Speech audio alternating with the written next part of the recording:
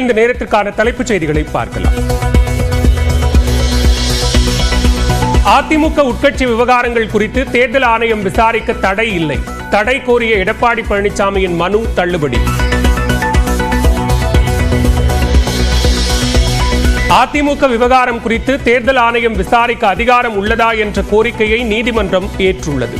தீர்ப்பு தொடர்பாக அதிமுக முன்னாள் எம்பி சி.வி. சண்முகம் பேட்டி. நீதிமன்றம் எங்களுடைய வாதத்தை ஏற்று தேர்தல் ஆணையம் இந்த வழக்கை நீங்கள் இந்த மனுவை விசாரிப்பதற்கு முன்பு உங்களுக்கு அந்த பிரதிநிதி மக்கள் பிரதிநிதி சட்டம் 29A படியும் பேரா 15 படியும் உங்களுக்கு அதிகாரம் இருக்கிறதா என்பதை முதலில் முடிவு செய்து கொண்டு முடிவு செய்யுங்கள் என்று தெளிவுபடுத்தினார். நீதிமன்றம் நல்ல தீர்ப்பை வழங்கியுள்ளதாக ஓ பன்னீர்செல்வம் வரவேற்பு. தர்மத்தின் வாழ்வுதனை சூது கவ்வினாலும் மீண்டும் தர்மமே வெல்லும் என பேட்டி. இன்றைக்கு உயர்நீதிமன்றம் ஒரு நல்ல தீர்ப்பினை வழங்கியிருக்கிறது. தர்மம் தன் வாழ்வுதனை சூது கவ்வ மீண்டும் தர்மம் வெல்லும் என்பது இன்றைக்கு நிரூபணமாயிருக்கிறது. சென்னை எழும்பூரில் உள்ள அசோகா ஓட்டலில் வரும் 17ஆம் தேதி மாலை 5:30 மணிக்கு OPS ஆலோசனை. அதிமுக விவகாரம் குறித்து தேர்தல் ஆணையம் விசாரிக்கலாம் என்ற தீர்ப்பு வந்துள்ள நிலையில் ஆலோசிக்கிறார். அதிமுக உட்கட்சி விவகாரத்தை தேர்தல் ஆணையம் விசாரிக்கலாம் என்ற பின்னணியில் பாஜகவின் சித்து விளையாட்டு உள்ளது. பாஜகவுடன் அதிமுக கூட்டணி வைத்தால் இரட்டை இலை சின்னம் முடக்கப்படாது என்றும் தமிழ்நாடு காங்கிரஸ் கமிட்டி தலைவர் செல்வ பெருந்தகை பேட்டி. இப்ப கூட என்ன பிஜேபி கூட அலைன்ஸ் வச்சுட்டாருன்னா இதெல்லாம் திரும்ப பெற்று தேர்தல் ஆணையத்துக்கு அதிகாரம் இல்லை, இரட்டை இலை முடக்கப்படாது உடனே வரும். இதெல்லாம் வரப்போது பாருங்க. ஆதரவாளர்களுடன் ஆலோசனை ஏதும் நடத்தவில்லை என செங்கோட்டையன் விளக்கம். EPS விழா குறித்துதான் கூறியதோடு அன்றோடு முடிந்துவிட்டது என்றும் பேட்டி.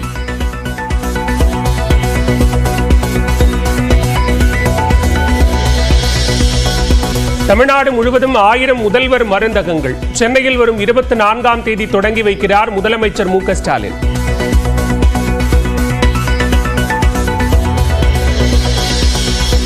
மாணவிகள் மற்றும் சிறுமிகளுக்கு எதிரான வன்கொடுமைகளை கண்டித்து பிப்ரவரி 18 அதிமுக ஆர்ப்பாட்டம். சென்னை வள்ளுவர் கோட்டத்தில் மகளிரணி செயலாளர் ப. வளர்மதி தலைமையில் நடைபெறும் என அறிவிப்பு. தாவேக தலைவர் விஜய்க்கு பணக்கொழுப்பு என நாம் தமிழர் ஒருங்கிணைப்பாளர் சீமான் விமர்சனம். தமிழ்நாட்டில் பிரசாந்த் கிஷோருக்கு என்ன தெரியும் என்றும் கேள்வி. பிரசாந்த் கிஷோருக்கு தமிழ்நாட்டுல என்ன தெரியும்? உடல்ல கொழுப்பு கடிப்பிடிப்பீங்க, பணக்கொழுப்பு கடிப்பிடிப்பீங்க, சொல்ல வாய்க்கொழுப்பு அதிகம் அப்படின்னு சொல்லுவாங்க பார்த்தீங்களா? இந்த கொழுப்பு அதிகம், அந்த கொழுப்பு, அது மாதிரி பணக்கொழுப்பு அதிகமா இருந்தா இதெல்லாம் தேவைப்படும். பிரசாந்த் கிஷோரின் வியூகம் பீகாரிலேயே ஒர்க் அவுட் ஆகாத போது விஜய்க்கு எப்படி உதவும் என செல்வ பெருந்தகை கேள்வி. அப்படின்னா பீகார்ல இவர் போட்டிட்டாரு, வெற்றி பெற முடியல, தோத்து போயிட்டாரு. வெற்றி அவர் ஸ்ட்ராட்டஜி அவருடைய மாநிலத்தில் அவருக்கே ஒர்க் அவுட் ஆகல, அப்ப எங்க விஜய்க்கு ஒர்க் அவுட் ஆக போகுது? சாதிவாரி கணக்கெடுப்பை நடத்தாமல் உள்ள மத்திய அரசை ஏன் அன்புமணி கேள்வி கேட்கவில்லை என்றும் ஆதங்கம். வெற்றியை தீர்மானிக்கும் அளவுக்கு விஜய்க்கு வாக்கு வங்கி இல்லை. சினிமாவில் இருந்து அரசியலில் வெற்றி பெற்றது எம்ஜிஆருடன் முடிந்துவிட்டதாக அமைச்சர் ஐ. பெரியசாமி தேனியில் பேட்டி. மக்கள் சினிமா வேறு எம்ஜிஆர் காலத்தோடு போச்சு, இப்பெல்லாம் பிரித்து பார்க்குறாங்க. சினிமாவை அரசியலோடு கலப்பதில்லை.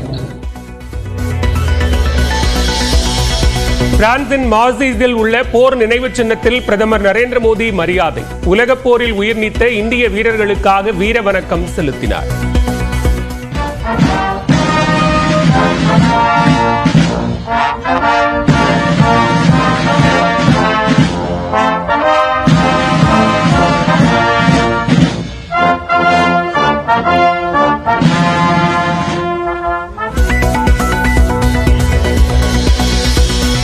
அதிமுக கூட்டணியில் தேமுதிகவுக்கு மாநிலங்களவை இடம் ஏற்கனவே உறுதி செய்யப்பட்டது.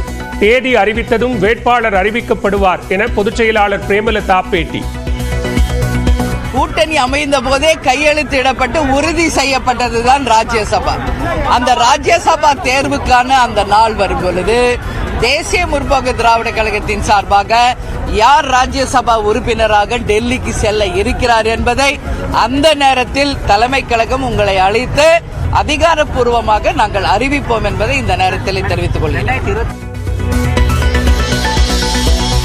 செங்கோட்டை நகராட்சியில் தீர்மானங்கள் குறித்த விவாதத்திற்கு மறுத்து அவையிலிருந்து வெளியேறிய தலைவர். எதிர்ப்பு தெரிவித்து பாஜக, அதிமுக மற்றும் சுயேட்சை கவுன்சிலர்கள் வாக்குவாதம், போராட்டம்.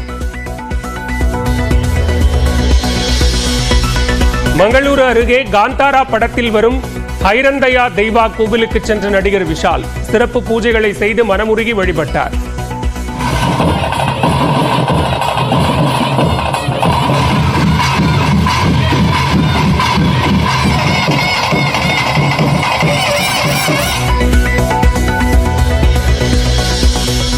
தனது வீடு லேடிஸ் ஹாஸ்டல் போல இருப்பதாக பேசிய நடிகர் சிரஞ்சீவி பரம்பரை தொடர்பாக ஆண் வாரிசை ராம்சரண் பெற்றெடுக்க வேண்டும் என கூறியதால் சர்ச்சை.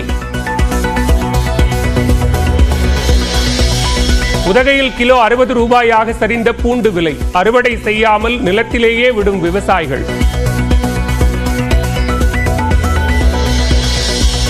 ஒரே நாளில் சவரனுக்கு 960 ரூபாய் சரிந்த தங்கம் விலை, கிராம் 7940 ரூபாய்க்கும், ஒரு சவரன் 63,520 ரூபாய்க்கும் விற்பனை.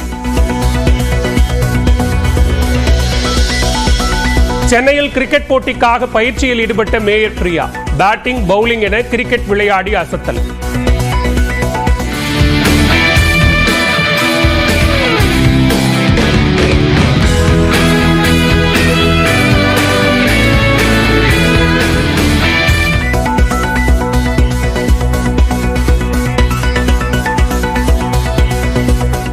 அதிமுக பொதுச் செயலாளர் பதவி, இரட்டை இலை சின்னம் உள்ளிட்ட விவகாரங்கள் தொடர்பாக தேர்தல் ஆணையம் விசாரிக்கலாம் என சென்னை உயர்நீதிமன்றம் அதிரடி உத்தரவு பிறப்பித்துள்ளது. அதிமுக பொதுச் செயலாளராக எடப்பாடி பழனிசாமியை தேர்ந்தெடுத்ததை ஏற்கக்கூடாது என்றும், உரிமையியல் வழக்குகள் முடிவுக்கு வரும் வரை கட்சிக்கு இரட்டை இலை சின்னம் ஒதுக்கக்கூடாது எனவும் கோரிக்கை விடுத்து தேர்தல் ஆணையத்திற்கு அனுப்பப்பட்ட மனுக்களை விசாரிக்க தடை விதிக்க கோரி எடப்பாடி பழனிசாமி தரப்பில் உயர்நீதிமன்றத்தில் மனு தாக்கல் செய்யப்பட்டிருந்தது. இதனை விசாரித்த உயர்நீதிமன்றம் இரட்டை இலை சின்னம் மற்றும் அதிமுக பொதுச் செயலாளர் தொடர்பான மனுக்களை விசாரிக்க தேர்தல் ஆணையத்திற்கு தடை விதித்தது. இதனை நீக்க கோரி முன்னாள் முதலமைச்சர் ஓ பன்னீர்செல்வத்தின் மகனும் முன்னாள் எம்பியுமான ரவீந்திரநாத், புகழேந்தி, கே.சி. பழனிசாமி உள்ளிட்டோர் உயர்நீதிமன்றத்தில் மனு தாக்கல் செய்தனர். இந்த வழக்கு நீதிபதிகள் ஆர். சுப்பிரமணியன் மற்றும் ஜி. அருள்முருகன் அடங்கிய அமர்வில் விசாரணைக்கு வந்தது. அப்போது தங்கள் மனுக்கள் மீது தேர்தல் ஆணையம் எவ்வித முடிவையும் எடுக்கும் முன்பே விசாரணையை எதிர்த்து எடப்பாடி பழனிசாமி வழக்கு தாக்கல் செய்திருப்பதாக ரவீந்திரநாத் தரப்பினர் வாதிட்டனர். மேலும் பெரும்பாலான உறுப்பினர்கள் ஓ பன்னீர்செல்வம் பக்கம் இருப்பதால் இது சம்பந்தமாக விசாரிக்க தேர்தல் ஆணையத்திற்கு தடை விதிக்க கூடாது என்று கூறினர்.